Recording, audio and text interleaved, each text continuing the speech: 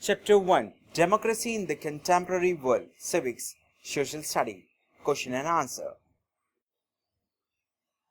1. Why did President Allende address himself mainly to workers? Why were the rich unhappy with him? Answer. President Allende was socialist and had taken several policy decisions to help workers and poor. Thus, he addresses himself mainly to workers. The rich were unhappy with him due to reforms of education system, free milk for children, and redistributions of land to the landless. He was opposed to foreign companies taking away natural resources like copper from the country. Page number 4. 1.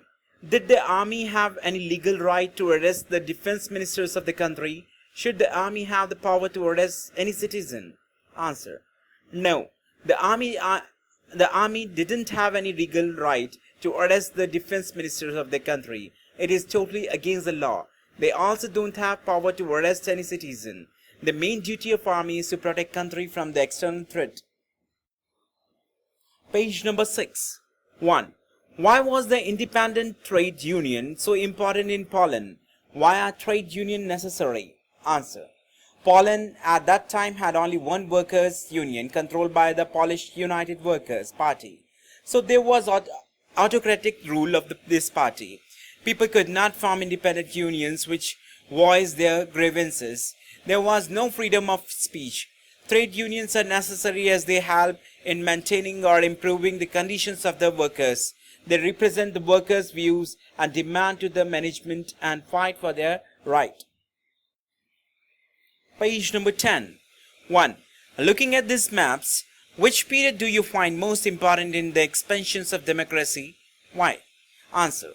The period after 1975 till 2000 AD. In this period, most of the countries in Africa became independent and supported democratic governments.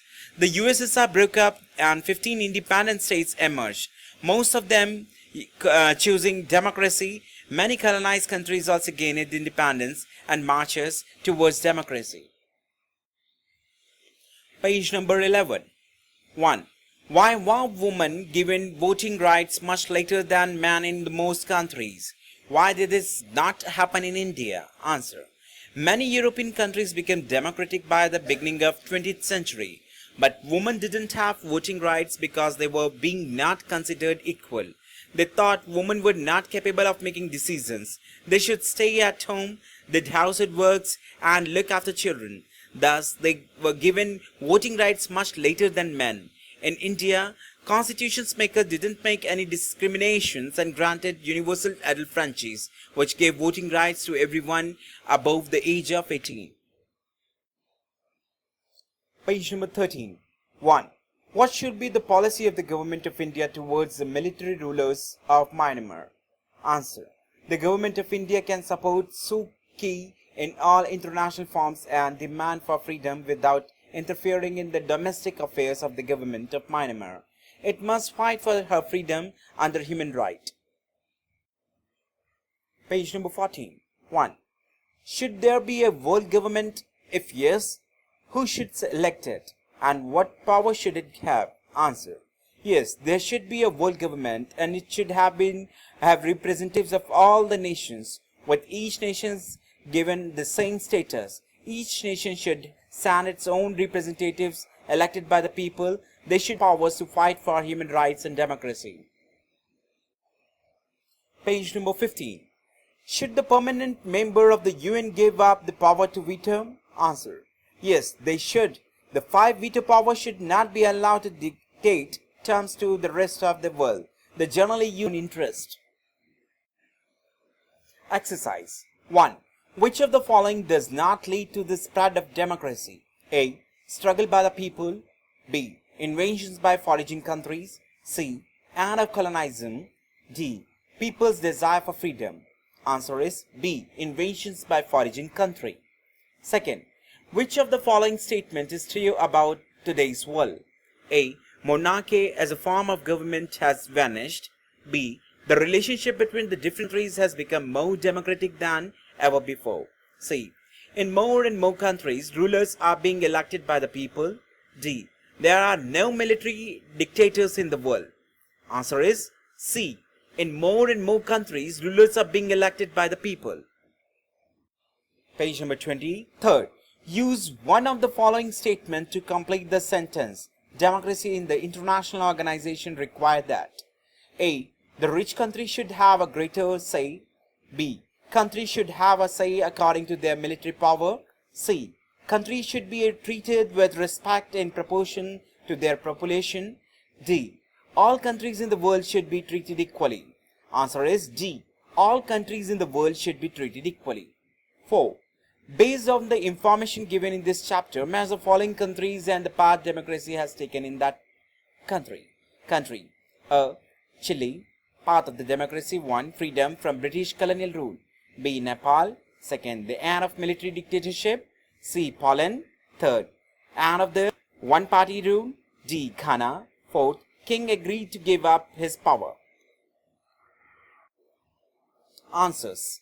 Country and the path of democracy. A. Chile.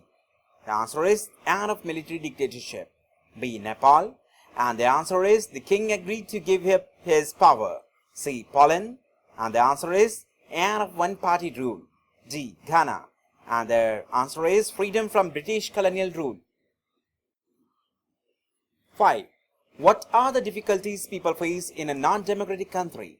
Give answers drawing from the example given in this chapter. Answer. The difficulties people face in a non-democratic country are no freedom to elect their rulers. People can't form organization or organize protests against the rulers. No freedom of speech and expressions. Don't have any say in government policies. Civic rights are curtailed. 6. Which freedom are usually taken away when a democracy is overthrown by the military? Answer. The freedom which are taken away when a democracy is overthrown by the military. 1. Freedom of electing the rulers. 2nd. Freedom of speech, expression and protest against any governmental policies. 3rd. People can't form any political parties or organization. 7. Which of the following position can contribute to democracy at the global level? Give reason for your answer in each case. A. Country gives more money into international institutions. Therefore, I want to be treated with more respect and exercise more power. B. My country may be small or poor, but my voice must be heard with equal respect because these decisions will affect my country. C. Wealthy nations will have a greater say in international affairs. They cannot let their interests suffer just because they are overtumbled by poor nations. D. Big countries like India must have a greater say in international organization. Answer. A. If any country gives more money to international institutions and its citizens want more respect and more power, it would not contribute to democracy at the global level. Every country and its citizens enjoy equal status, whether it is a poor or a rich country. Equality is the basic principle of democracy. B.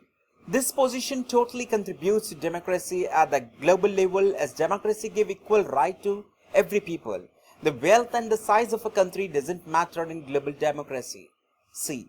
This position does not lead to democracy at the global level because there should be no distinctions between the rich nation and the poor nation. All nations are equal in democracy. D. No. This position can't contribute to democracy because the size or the geographical area of a country can't determine the status of a nation in global democracy. 8. Here are 3 opinions heard in a television debate on the struggle for democracy in Nepal. Which of these do you agree with and why? Guessed. 1. India is a democracy. Therefore, the Indian government must support the people of Nepal who are struggling against money and for democracy. Guess 2. That is dangerous argument. We would be in the same position as the US was in Iraq. Remember, no outside force can promote democracy. Guess 3. But why should we bother about the internal affairs of another country? We should be worried about our business interest there. and not about the democracy. Answer. We can't totally neglect our neighbors, as what doing in their country must affect our behaviors also. So in my opinion, guess one is right in some way. We have to adopt some measures that will support the people who are struggling against monarchy and for democracy. Not by military, but by some other cooperations, which will not hurt the sentiment of the people. This will also help India in maintaining a good relationship with democratic country rather than a monarchical rule. Page number 21. 9. In an imaginary country called Happy Land, the people overthrew the foreign ruler and brought back the old royal family. They said, after all, their ancestors were our kings before foreigners started ruling us. It is good that we have one strong ruler who can help us become rich and powerful. When someone talked about democracy, the wise men said it is a foreign idea. Their struggle was to throw the foreigners and their ideas out of the country. When someone demanded freedom for the media, the elders thought that too much criticism of this ruler would not help them improve their living standards. After all, the king is so kind and interested in the welfare of all the subjects. Why create problems for him? Don't we all want to be happy? After reading the above passage, Chaman, Champa and Chandru made the following observation. Champa. Happy Land is a democratic country because people were able to throw out the foreign rulers and bring back the king. Champa. Happy Land is not a democratic country because people cannot criticize the ruler. The king may be nice and may provide economic prosperity, but a king cannot give a democratic rule. Chandru. What people need is happiness. So they are willing to allow their new ruler to take decision for them. If people are happy, it must be a democracy. What is your opinion about each of these statements? What do you think about the form of government is this country? Answers. Chaman's statement is incorrect because the overthrowing of a foreign power just amounts to gaining sovereignty. Champa's statement is correct. A democracy is a rule of the people. The people should have the right to question their ruler.